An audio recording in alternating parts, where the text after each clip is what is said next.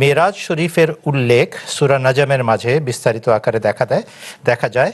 যদি সেটার প্রথমাংশ আপনারা পড়ে নেন, সেখানে মেরাজ শরীফের উল্লেখ আছে, আর বারবার এটার উল্লেখ আছে যে এটা একটা রোয়াত, এটা একটা দিব্য দর্শন, খুবই সূক্ষ্ম দিব্য দর্শন, যা হযরত মুহাম্মদ সাল্লাল্লাহু আলাইহি ওয়াসাল্লামকে দেখানো হয়েছিল।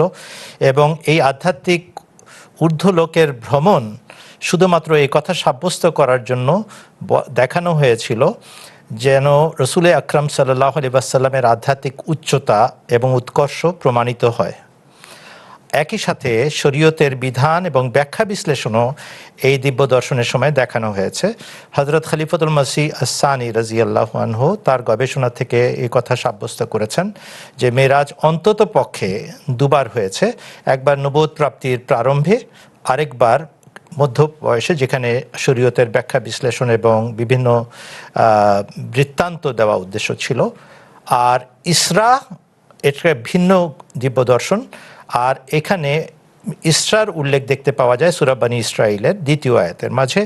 আর সেখানে বনী ইসরাইল জাতি যেখানে নিজেদের গোড়াপত্তন করেছিল বা যেখান থেকে কেন্দ্র করে ছড়িয়েছিল, সেই স্থান মুসলমানদের করায়ত্ত হবে, এই কথারও ভবিষ্যৎবাণী ছিল।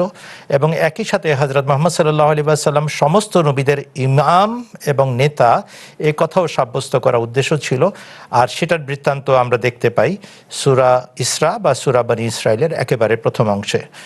মোটামুটি এই হলো ইসরা এবং মেরাজের মধ্যে তারতম্য, যা হযরত মুসলিম মাউদ রাদিয়াল্লাহু আনহু বিস্তারিতভাবে বর্ণনা করেছেন। যারা দেখতে চান, পড়তে চান, তারা সূরা বনী ইসরাইলের সেই ২য় আয়াতটির ব্যাখ্যা পড়ে নিতে পারেন। আর যারা মেরাজ সম্পর্কে জানতে চান, তারা সূরা নাজমের প্রথম দিকের আয়াতগুলো পড়ে নিতে পারেন। ১৮ নম্বর ১৯ নম্বর আয়াত পর্যন্ত এর বৃত্তান্ত বিবৃত হয়েছে। ধন্যবাদ।